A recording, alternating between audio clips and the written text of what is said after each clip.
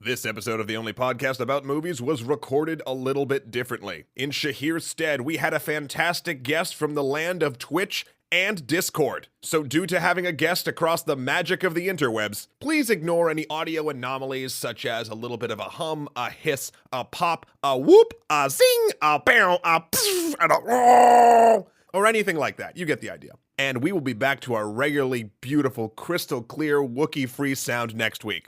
And with that in mind, enjoy the show.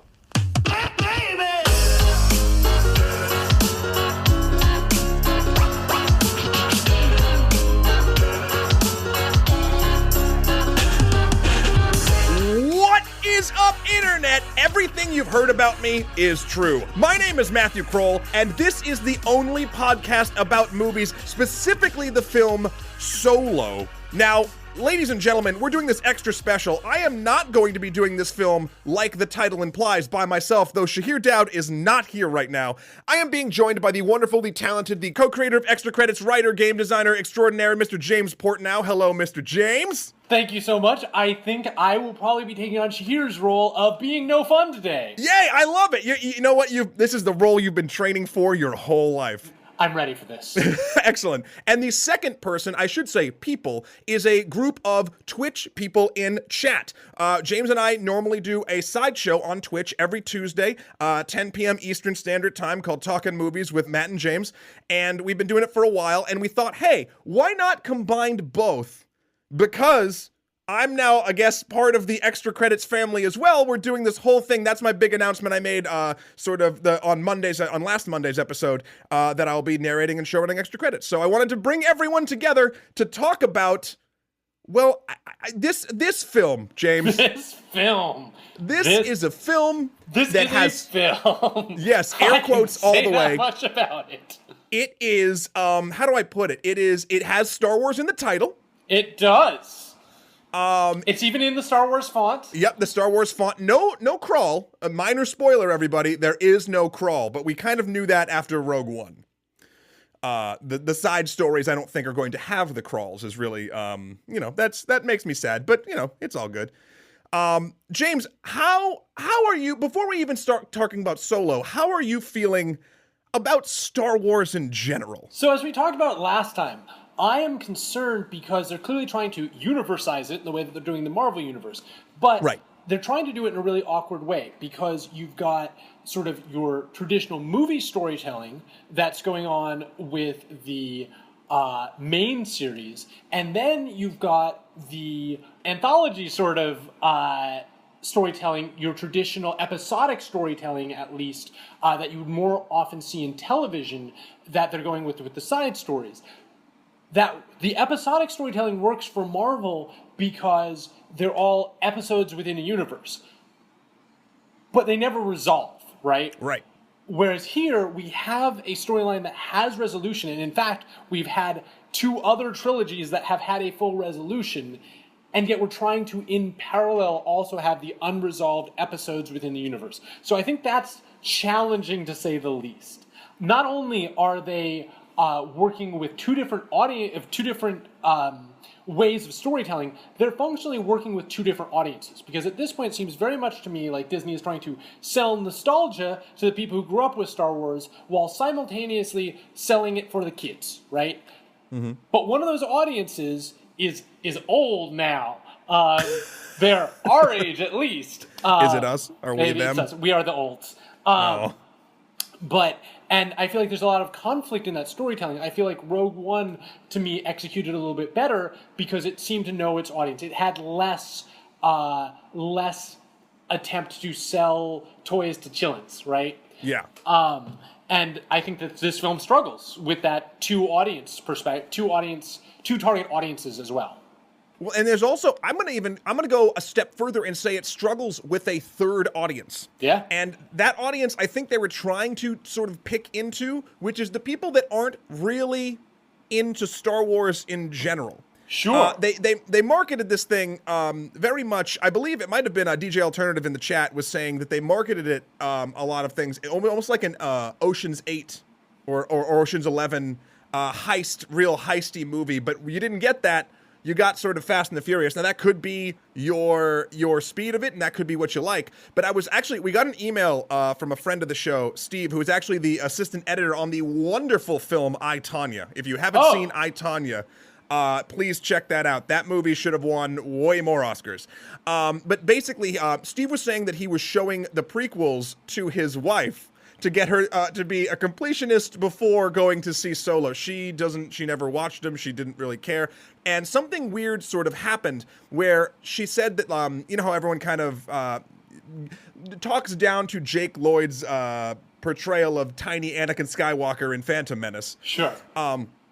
He was saying that his wife actually was like, it was fine. He was a 9 or 10-year-old boy and they're annoying sometimes. Like, that's basically, so, and then it got him thinking. He basically said, when we approach these big films with such specific expectations, and the film departs from those expectations, fans become disappointed and view it differently than if they were able to watch it fresh. The Last Jedi turned off a lot of fans because expectations set up by Force Awakens and previous Star Wars films, it kind of flipped. But for those who aren't super fans, like his wife in particular, like these other moments that a lot of people really don't. And perhaps Hollywood needs to stop making films about pre-existing characters for pre-existing audiences and start writing new characters and new worlds. And it might be able to solve that problem. So while I want to put in my 2 cents for absolutely Hollywood should write new characters and new worlds, Marvel walks that line really well, actually. Like, there are lots of people who I know who weren't comic book fans, who had only the vaguest sense of who Iron Man was, who had never read an Iron Man comic, who came in, who enjoyed Iron Man, and then ended up being Avengers fans, right? Yes. And I feel like that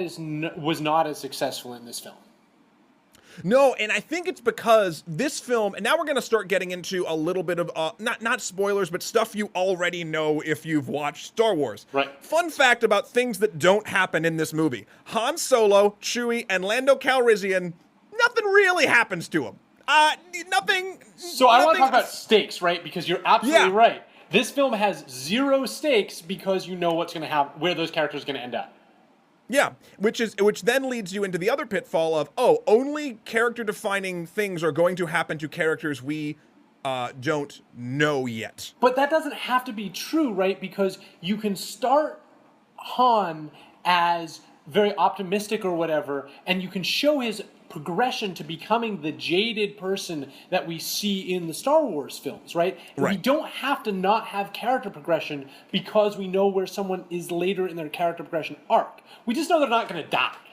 Yeah, and it's funny, that is, I didn't mean to put it that way if that's how it sounded. That's a lot of the criticism that this film has gotten already of just, nothing can happen to these people, so who cares? You're right, James. You can change a character. You can have them grow. The problem, as we're getting into a little bit minor spoilers in this film, is that doesn't happen. He's Han Solo exactly how we remember Han Solo, just younger. And especially in the first third of this film, it doesn't matter. Right. Like, nothing matters. I was shocked how much I didn't care until, and you've seen this in the trailer, there's a train heist, until around the train heist, or maybe even like the Mud War planet beforehand where, stuff goes down there. I was surprised at how much the characters ceased to care about what happened during the train heist 20 minutes later in the film, right? Yeah. I feel like while avoiding spoilers still, there are a lot of characters that die in this film, but one, I think the PG rating is tough. I think PG is not the right spectrum for a Han Solo film. I would rather see they Logan it, right? Yeah.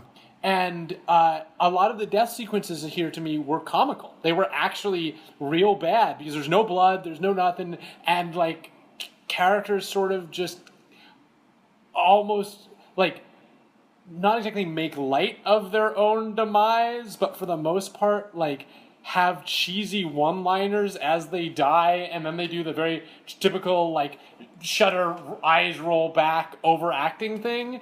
Right, even a CG character. Oh my god, yes. Well, okay, so we're talking a little bit about the problems that this film has, but I think it's important that even before we get into spoilers, we talk about the problems that this film had going through production. Sure. Because they are front and center, and you can't talk about Solo, a Star Wars story, without talking about these. So the film was about 90% done while it was still being directed by the Lego movie duo Lord and Miller, or Millar. And basically, the studio was not happy with the tone that they were setting, and they kept trying to course correct. They were actually trying to make it feel a little more Guardians, a little more harsher, abrasive comedy, I guess you'd call it, as opposed to like wacky comedy that Star Wars seems to like one-liners and nonsense. And they actually said at one point they made comparisons to Han. I'm going to butcher his name, but we're going to do it. Alden Ehrenreich. Maybe? I'll just call him Alden from here on out. Alden's performance of Han Solo, they were getting dailies back, and someone leaked that they said it was more akin to him being Ace Ventura. Like, it was way outside of what Disney was comfortable with the Star Wars stuff. Now, I'm not saying that, I mean, I'm literally giving you the fourth degree of a story, but there's pros and cons to stepping out of the box. And there's got to have been pros. That's all I can say. Yeah. So then on June of 2017, Lord and Miller were fired with only 3 weeks to go. Oh my God. Meaning, so there's a rule in the Directors Guild of America standards that any director that completes more than 90% of principal photography is guaranteed a certain level of control in the edit, in the post-production workflow. And they cut them off right before they hit that. They brought in Ron Howard, Mr. Fixer, and they basically, I think they reshot something like 70% of it. They even recast the bad guy who Paul Bettany plays. It was supposed to be someone else. But they just did it not because of a performance issue, but because of a scheduling issue, because they had to go back and reshoot so much. So the entire time I was watching this, and while I was being... The first thing was I was being underwhelmed. Yeah.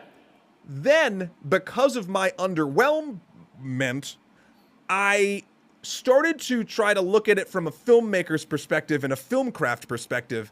And I have to tell you, the fact that this movie came out in one continuous piece, like, as we were joking before, but it's a movie. And it's, I would say, spoiler alert for my opinion, it's okay. It's an okay movie, I think.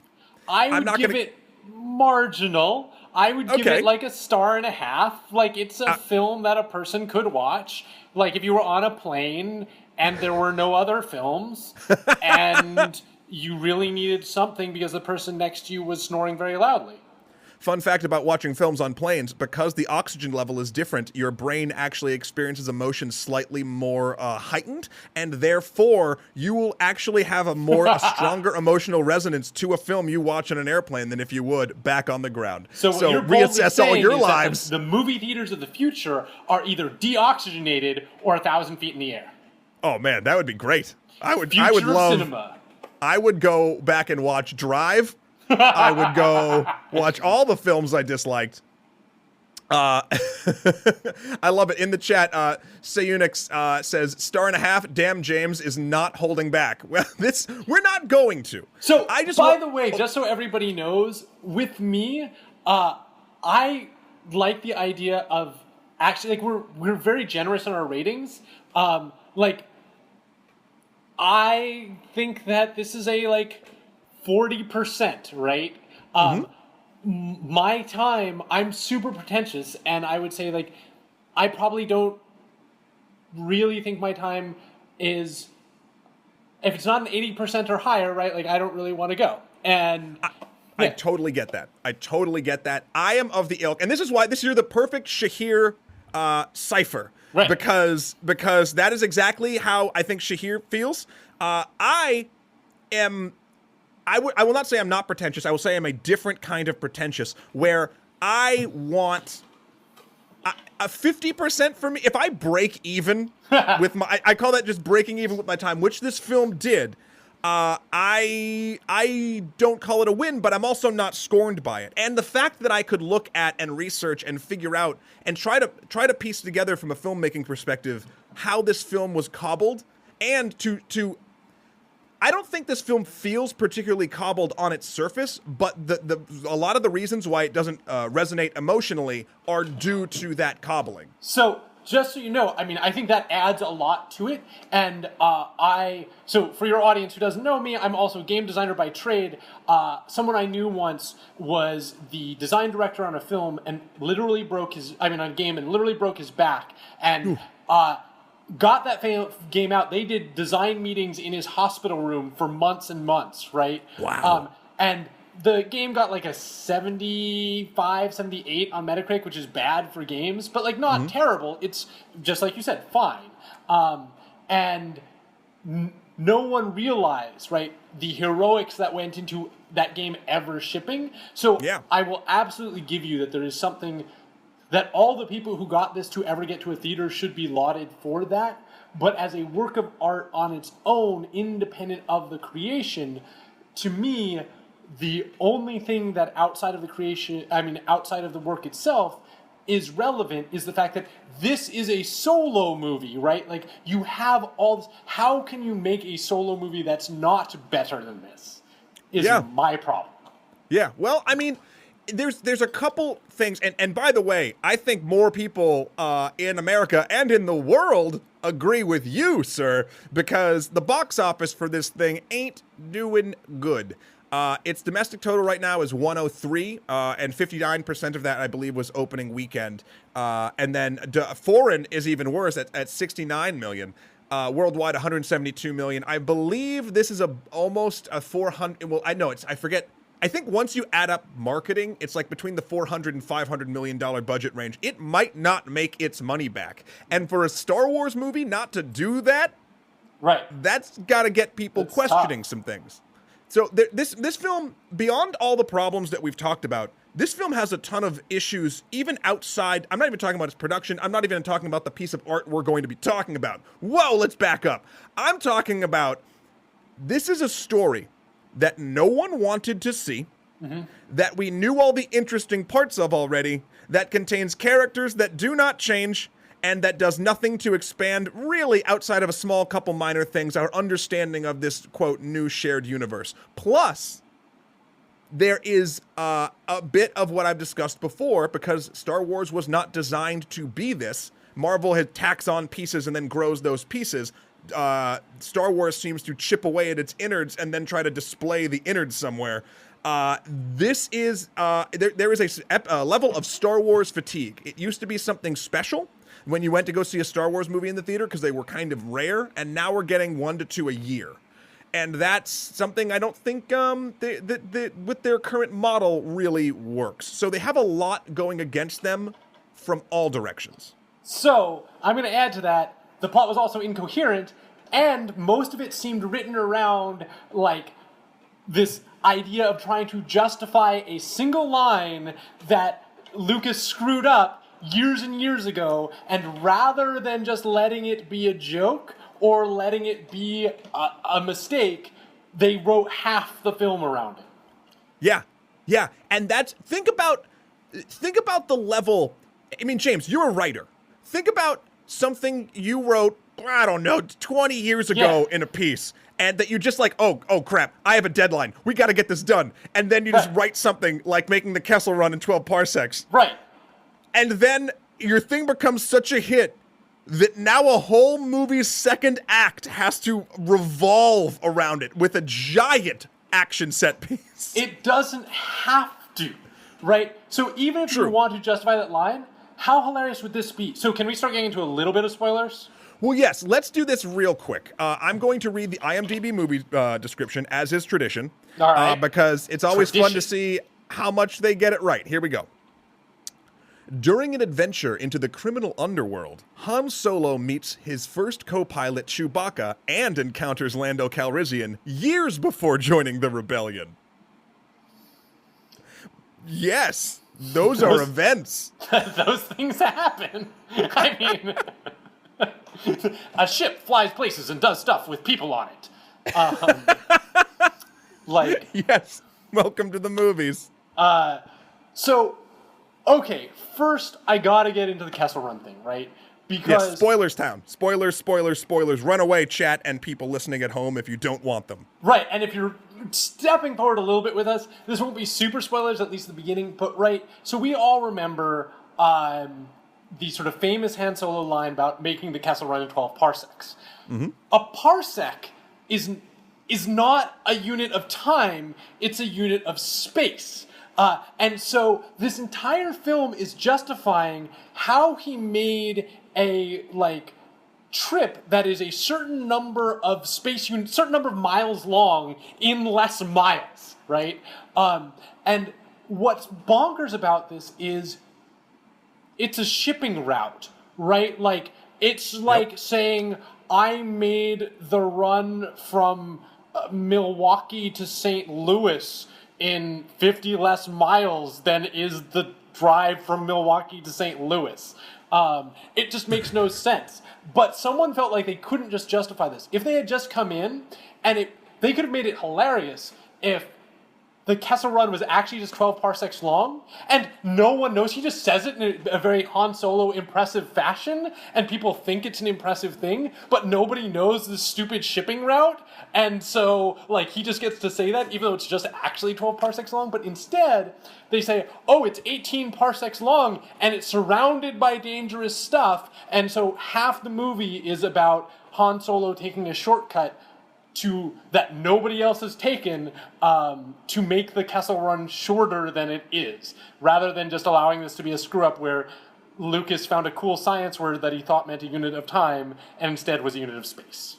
I mean, the whole exercise of that, well, okay, we're poo-pooing on this film quite a bit. I will say that sequence when they're escaping and going through all the stuff was interesting looking. I knew nothing would happen to the Millennium Falcon, but I liked the creature design. I liked the gravity well. I liked a lot of things in it.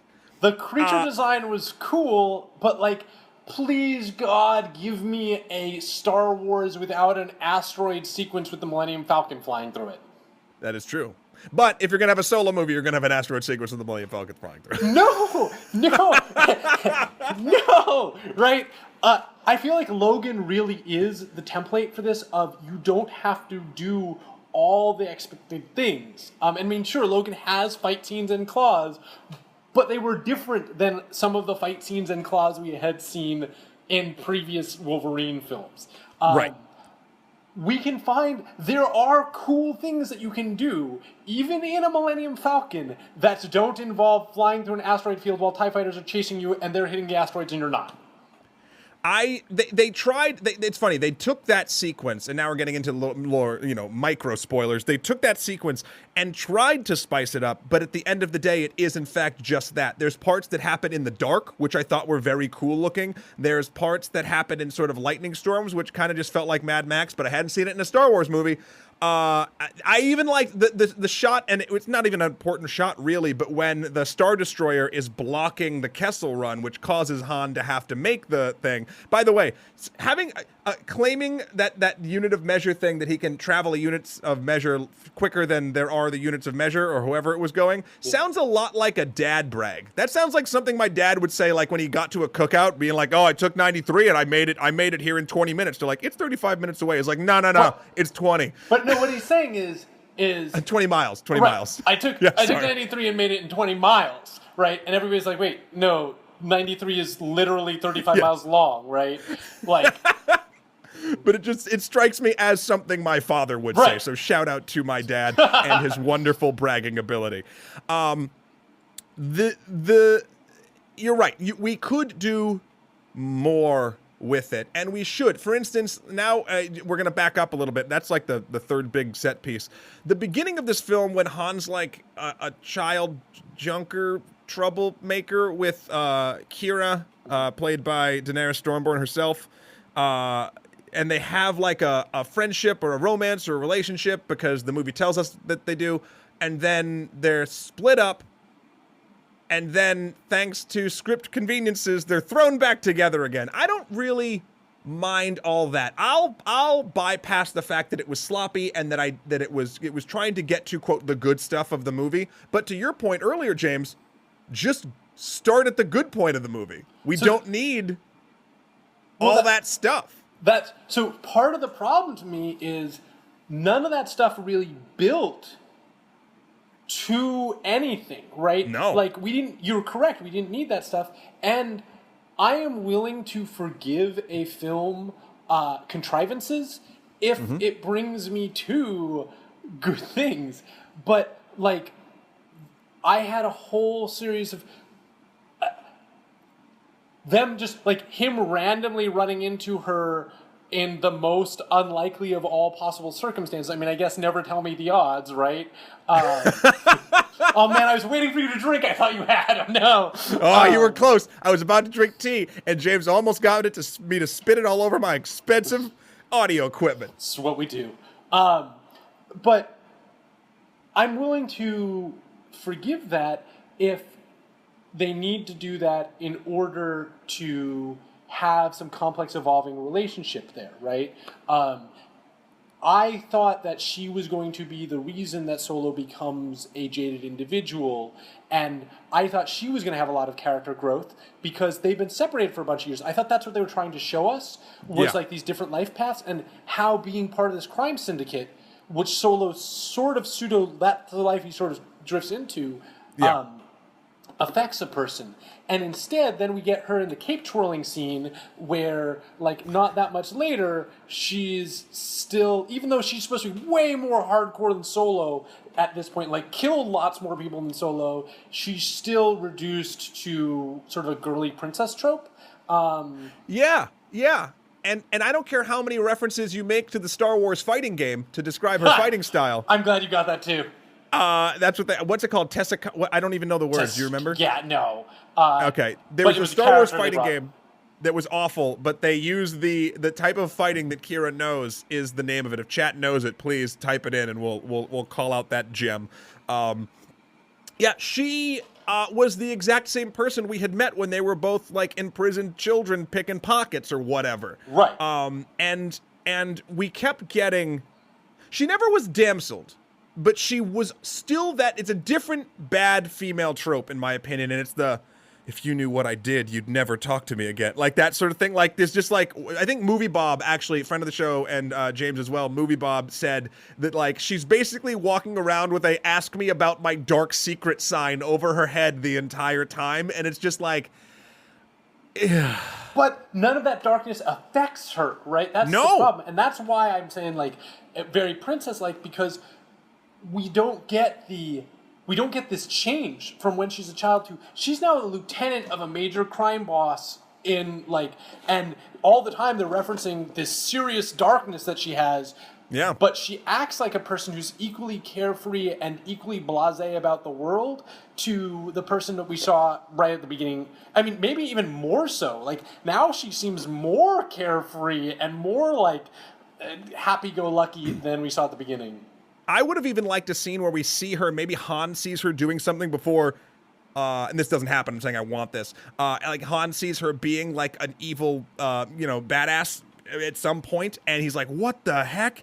And then he runs into her, and she changes her tune a little bit back to the way she was around him, like, and we got that dichotomy, but we don't get that. Instead, we get basically a Teräs Kasai master, thank you, WC the right hand, for giving me the name of the fighting style, and kind of an empty slate for this character from that could have been super interesting. And you know what? Due to a major spoiler we'll talk about later, there's probably, if they are going to make a sequel, there's probably going to be some of that sort of darkness in that. And I bet you they were, like, trying to save it, but they didn't do it right. They're hedging their bets because it's a Star Wars film, and they're like, it's too big to fail. And, well... Darkness can only, like... Darkness doesn't affect you as a switch, right? Like the traumatic things you've gone through or the things you've done in your life are sedimentary, right? Like they're layers that are building up in your personality, in your psyche, in who you are. And so we can't have the darkness show up in her in the next one, right? Like we can't have, I mean, it's why Sith Lords are hilarious. But it's this problem, it's the Star Wars problem that we've dealt with a lot in video games with morality choice systems, where we've got a universe that is fundamentally black and white, right? You've got a universe where it's dark side, light side. They've made that explicit. That's part of the universe. You have a character who's supposed to be gray, right? And this entire film is supposed to be about gray characters, but they can't really exist in a universe of dark side, light side. And so instead, they sort of either make them protagonists or villains.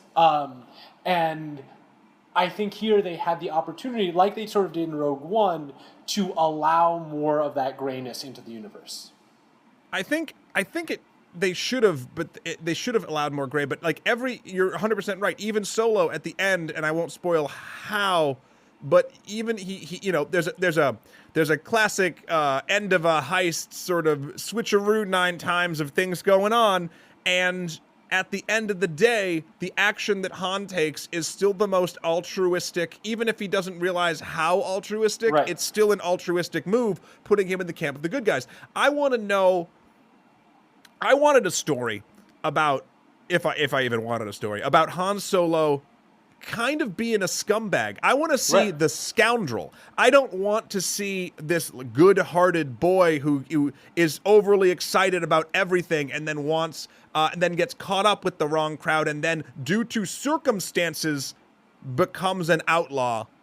But not a scoundrel. He's not ever a scoundrel in this, right? Like, he's an outlaw, but not a scoundrel. And I want to see one of the two progressions, right? I either want to see how he goes from being that overly excited boy to becoming the disillusioned scoundrel who does bad things, and then the later movies can redeem that arc. Sure. Or, I mean, the earlier later movies, or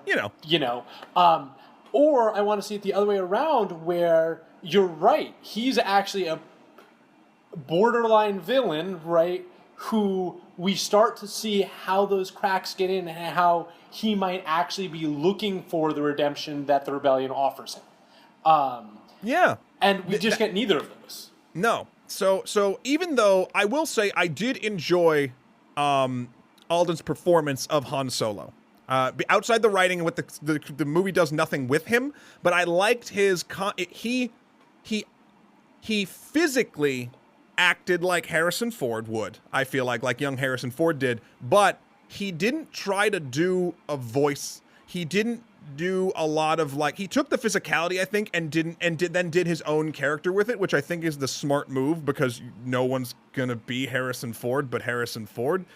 And then the other thing that kind of makes it a little bit weird is Donald Glover's Lando Calrissian is a spot-on Billy D impression, but it's an impression.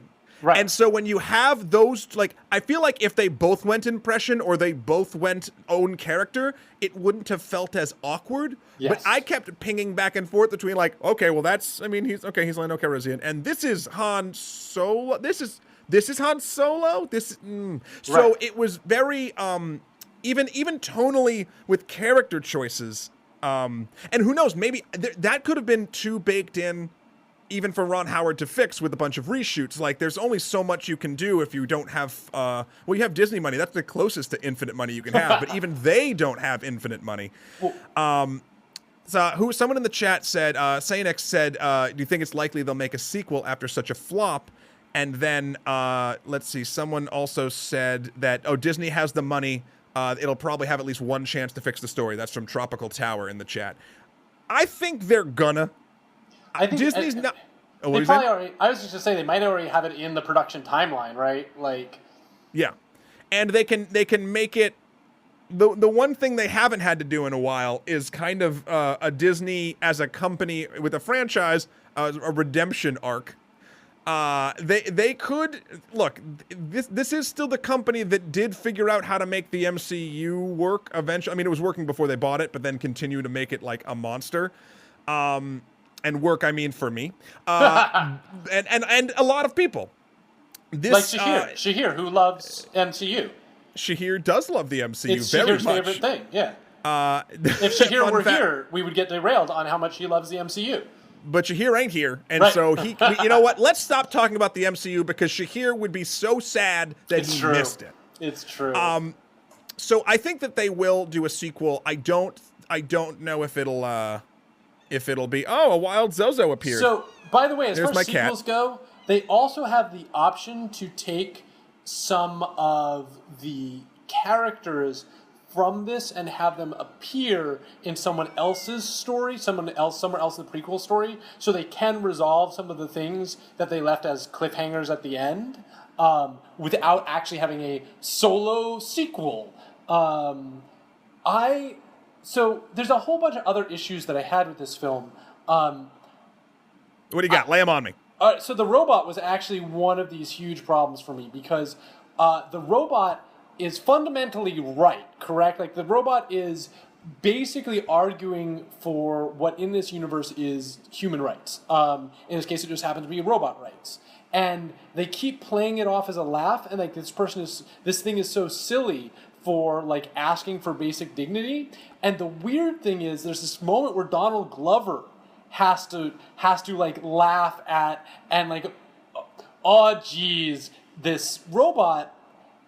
And I will confess, having a black man have to like basically dismiss someone asking for functionally basic dignity and the rights we're all expecting to have was a really weird moment in that film for me. Like, that's not one of those things that you should necessarily play for laughs, especially when you're showing things like cage matches. You're showing mass, like, slavery and slaves working in mines, right? Mm-hmm. And the whole time, it's like, oh, what a silly robot for asking for rights, right? It's not only that, it's his reaction I noticed as well, but also I was curious about, so first of all, I think the performance of the droid by Phoebe Waller-Bridge, L337 is the droid's name, is a good emotive performance for a droid. Yeah. I think the performance is solid, but the script and what they have they do with it, so it is played for laughs, even beyond just the Donald Glover moment. Yeah. Like, every time the droid says something about droids having rights and consciousness in machines, which, you know, you could take that in a very interesting, I'm not saying make the whole movie around it, but you could play it for not a laugh and still have it be powerful. And it would pay off what happens to that character more even later if you did that. Yeah. But instead, every time, it's not even characters reacting to the droid wanting basic rights for a conscious being, but it's how the movie even frames those moments when it's just the droid. Like, it frames those moments instantly telling the audience, this is a joke. Right. And then compound that with the Donald Glover moment and a bunch of other stuff, and it was one of those things where I had heard nothing but good things about the droid, and then I saw how L3 was handled, how the movie handled L3. Yes. And I was like, are we not seeing the same thing? Because it's weird, and it's tone deaf, and it's something that, it honestly, the more I'm thinking about it, feels like more of a leftover from the previous directors making like a more Guardians movie, because if the whole movie, I mean, you could kind of, I don't want to get into Deadpool 2, but there's if you're going to take a very, very, very heavy subject like that and try to play it for a laugh, you better have a whole bunch of stuff around it leveling out what you're talking about and actually have a positive message to say behind it all. I don't think any version of this film does that, but I could see where a director or directors, if they were trying to make a different type of film, that could be left over from. Well, and here's the thing that I see. I think there is a version of this film that does it well, which is a darker version of this film, right? If any Star Wars film is going to actually get into the darkness of the Star Wars universe, because it's a very bleak universe, right? Yeah. There's rampant slavery, there's all this kidnapping, there's like pod racing. Right, there's all these people like sold into horrible lives or eking out a bare existence where, like, in this highly technological universe, they're starving. And at the same time, we have this fascist empire sort of rolling over planets and, like, both enslaving people. I mean, you see what happens to the Wookiee in this one, and what happens to the people. And Solo is the movie to delve into the darker sides of the Star Wars universe. And we don't get that, even though we get Solo experiencing some of those moments, right? When they go to the mine and we see what slavery in this universe really means, like, there's a lot of opportunity there, both to say things that are worth the saying and to show us that there's depth to this universe and that this universe is a complex and conflicted place. And they just, you're right, the way they play all these things, we just blow straight by that. It's outside of it. And it's funny because you could even have, and I'm just sort of picturing in my mind's eye about what that whole sequence could have been.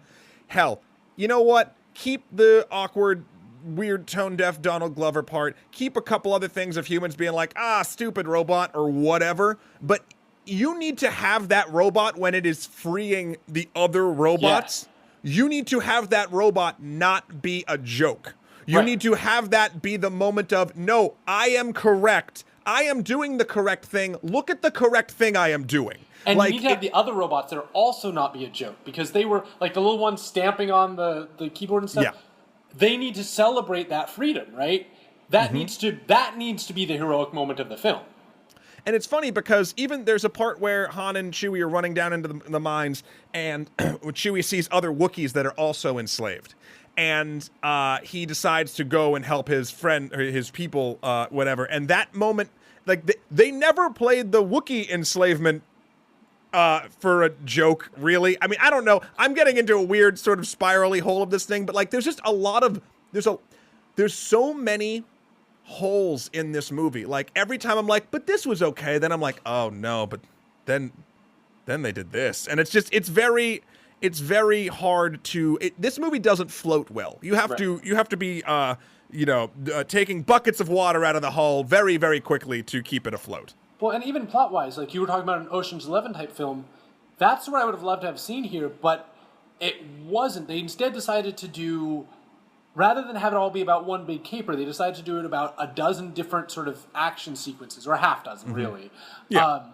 And I don't fully understand that choice, and maybe it was because of the production side, like you were saying, but it did feel to me like we were pasting together these various, like it felt like it was 6 30-minute Saturday morning episodes of Solo, and to me as a film, it just didn't hold together. And then there's all like the minor plot holes. I mean, we can, if we want to pick apart like all the small moments in this, there's a whole bunch of stuff that makes no sense. We can pick stuff apart, and we got about 15 minutes left, so we can do a lightning round of that if we need to. I don't know if we need to. I was just saying that, like, I think anyone watching this film will see a group of moments where after the film or during the film they're like, oh, wait, how does that plot point work? Or, like, that makes no sense, right? Like, whether it be some of the stuff with transporting those high explosives, or when they throw grenades and blow up half the mine, or whatever it happens to be. I think there's a whole bunch of moments that anyone who's seeing it will somewhere be like, that is either the most, like, random coincidence thing, or the film breaks its own rules. Like, what it says about some of this stuff, they're just not conscientious enough of what they've done in the past in the film itself to make it consistent with the film as it goes forward. Right. So again, we've been talking some trash on Solo.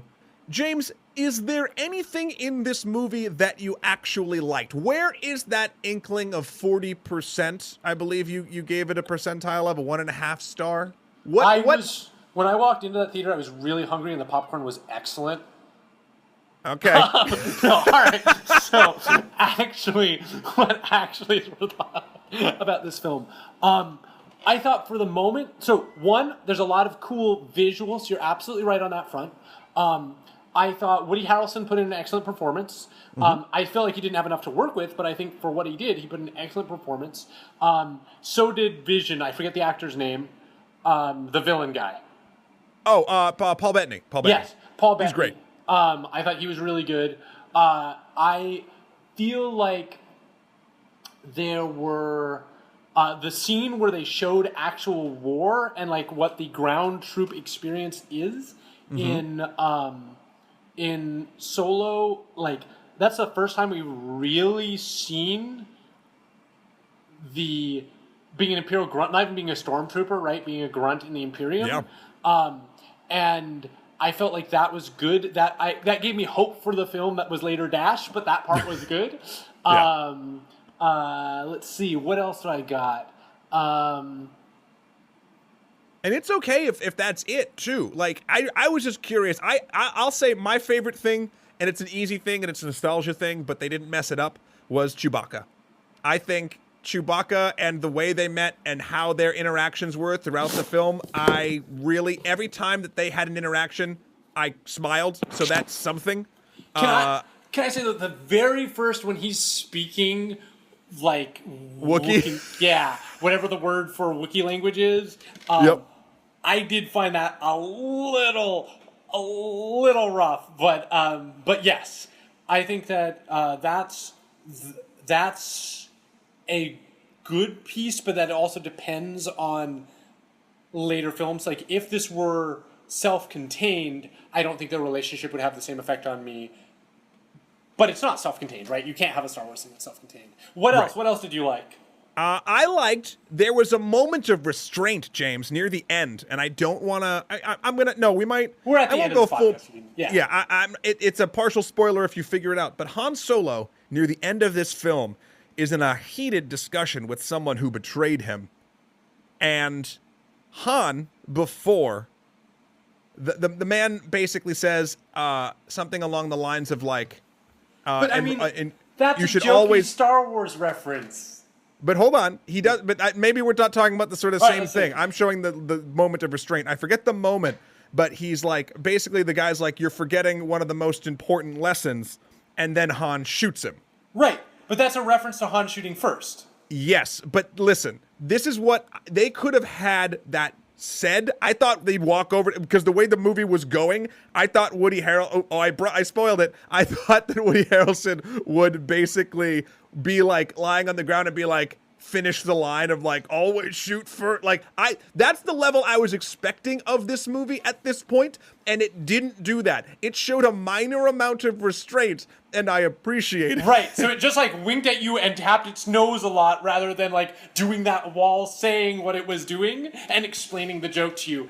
I will grant you that that is a thing that occurred. To me, that moment was even, like, yes, it was more restrained than some of the other nostalgia moments, but even that moment, like, if there's a way that we could have gotten there that leads to Han being the type of person who shoots first, that yes. I think would be powerful. And then having that moment go unsaid would be very good. I feel like when we got there, it still, to me, and maybe I'm more sensitive to this, it just like, it still felt a little bit winky. And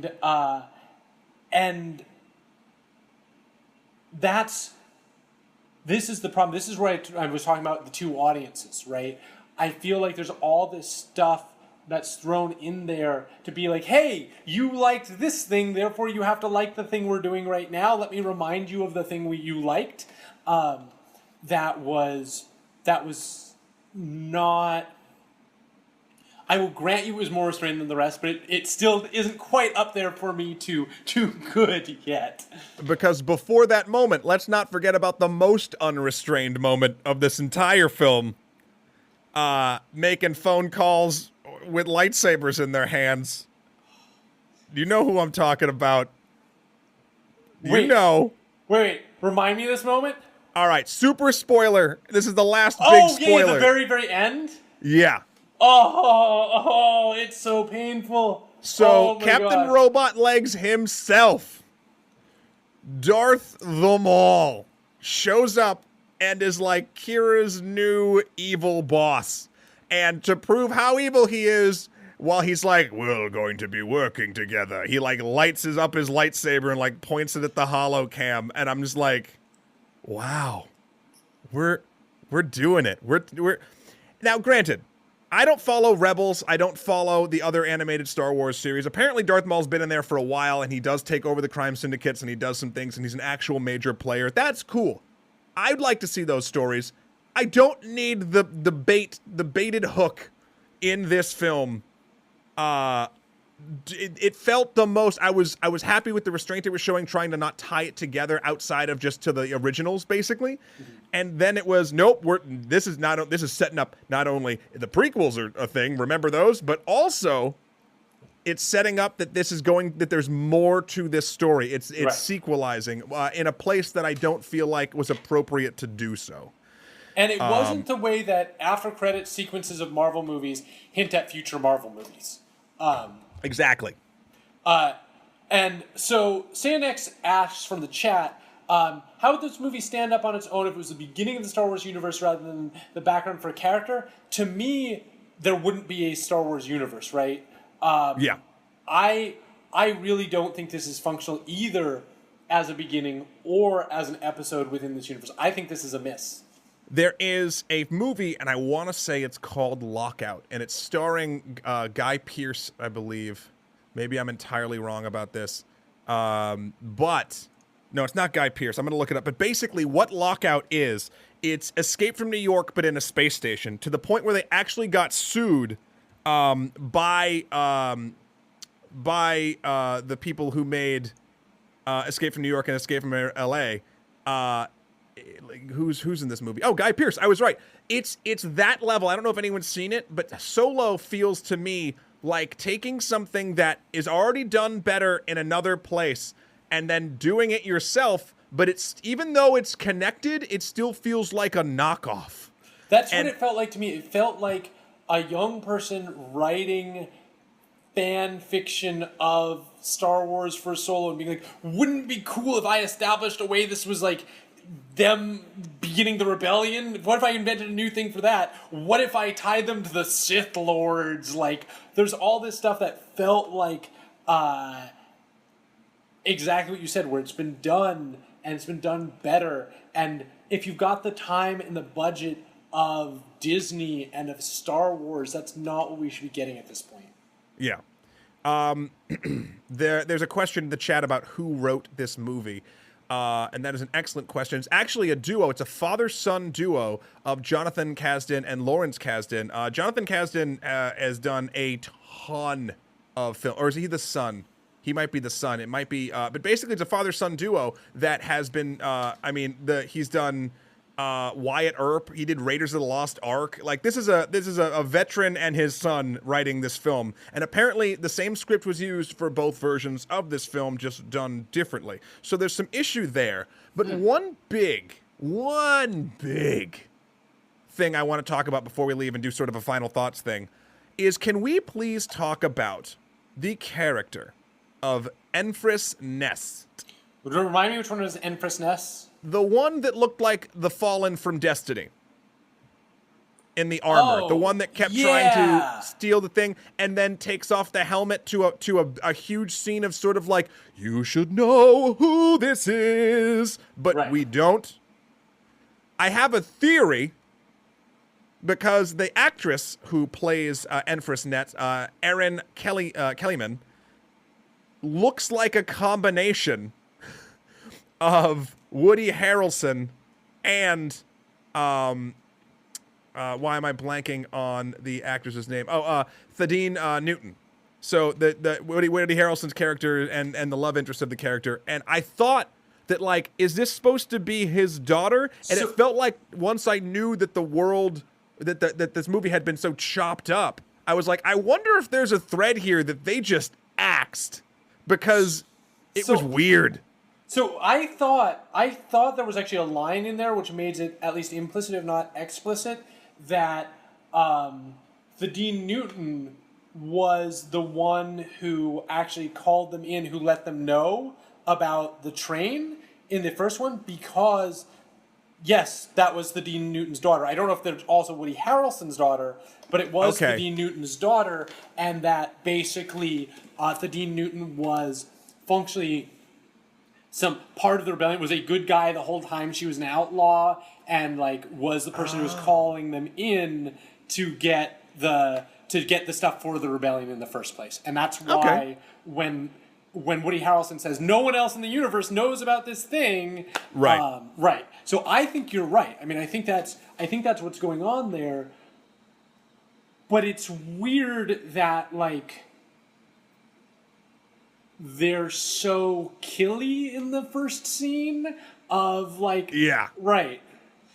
That and the fact... that reeks to me, too, of, like, if there was more importance put on that character's reveal in the original way the script was put together, the film was put together, you can remove that and still have it, you know, function fine, but they didn't remove the shots of the reveal and sticking with it a couple beats too long to, like, emphasize how important it is, and you're just sort of left with the, like, well, why didn't they change that? And it's probably, honestly, because they didn't have that location anymore or something. Like, it's probably something where they're like, because one of the things that the original directors were fired before was not getting enough coverage shots. Sure. The studio wanted coverage so they could change things in the edit, and they just weren't doing it. So there's a whole bunch of things that that could have gone down. Go, keep going. Oh, and if you go, and then we're gonna get into final thoughts. Oh, so before, my final thoughts, one of the things that I always ask is, when I'm looking at a film, I usually ask myself, is there a good director's cut, right? Like, is this a film that fell apart? Especially when I'm looking at a film that I don't think is great, Sure. I ask myself, like, is this just bad, or is this a bunch of forces pulling it in a way that kept it from being good, but there's a potentially good film in there that may never see a release but could, right? Sure. And I would argue that The Last Jedi, to me, was decent, not great, but I think there's an amazing director's cut somewhere of The Last Jedi, or at least that it's possible that there's an amazing director's cut of The Last Jedi. There's enough that they hinted at or were working with that seemed to get truncated that could make it great. Sure. What are your thoughts? Is there salvage here, or is this just... Were the wrong things cut, or was there just no way to edit this to be good? I think that the film we saw is the director's cut that you wonder if you get from other films. I think this is the best possible. Ron Howard is a beast. Yeah. He's one of my favorite working directors. He knows his stuff. And he came in and doctored the heck out of this entirety and did what he could do for the amount of money they were willing to spend. Yep. This is that cut. You will never get a better cut. Now, granted, I don't want to say that the film that the original directors, Lord and Miller, was making would have been bad. But there's not enough of it, or it wasn't going the right way that Disney wanted, so they literally trashed it. I don't even think you could put it together in that way if you wanted to at this point. Again, a lot because of the coverage thing. And actually, DJ Alternative in the chat asked to quickly explain what coverage is for people who don't know. Coverage is basically when you're shooting a scene, you either, depending on how many cameras you have, depending on if you have Disney money or not, you basically shoot the scene from multiple angles or multiple times after you move your camera so that then you can cover flubs, or if something goes wrong or something doesn't feel exactly right in one or another, you can cut from one camera to another camera at a pace that doesn't feel jarring, and the audience will be sort of, I mean, you'd know it if you were looking, but editing is supposed to feel like you don't notice it a lot of the time. So that's what coverage is. So with all that said, this is your director's cut. Sadly, this is what Solo: A Star Wars Story will be. Fair enough. And I guess my final thoughts are, I give this a solid 50-50, half of whatever rating system you want to give it. It did not... I don't feel like my time was wasted, but I also did not gain anything, and there are ways of thinking that says if you didn't gain anything from your time, then you lost it. I understand that, but it's funny, I enjoy talking about it with you, James, and with other people. But I think next week this isn't going to be something that I'm discussing. Right. But I do think there's moments of enjoyable things, especially if you're a diehard Star Wars fan, that you'll like. But you're not going to see anything new. And it does all feel very much like fan service, and it stumbles on the things that it tries to inject that would basically be new blood into the franchise. But again, and this is the final thing I'll say about it, the reason why I give it a 50% is basically because going into this, my expectations were just like the title, James. They were so low. I was going to put that as the stream title spelled exactly. There you go. That's what it is. But for my final thought is just that it's time for Star Wars to start taking some risks. Yeah, it has to, or else it's not gonna go the way you think. And then that's gonna be the end. So, ladies and gentlemen, listening at home and in the Twitch chat, this has been the only podcast about the film Solo: A Star Wars Story. James, thank you so much for allowing us to merge our movie shows and save Shahir from having to sit through this. You saved a New Zealander's life. Thank you for letting me play the part of Shahir in this episode. And I appreciate. Thank you for having me on the only podcast about Solo this week. That's right, or ever. I don't deal in multiple timelines. Absolutes. And I'd like to thank you too, James, for making Shahir your own character and not trying to do the accent or the mannerisms. Like, you really just sort of made the role your own. When you are not filling a very tall New Zealander's shoes, where can folks find you these days? People can find me writing scripts for you on Extra Credits. So if you go to YouTube/Extra Credits, you will find shows about history, about science fiction, about game design, and that's what I do. So yeah, hopefully we'll see some of you there.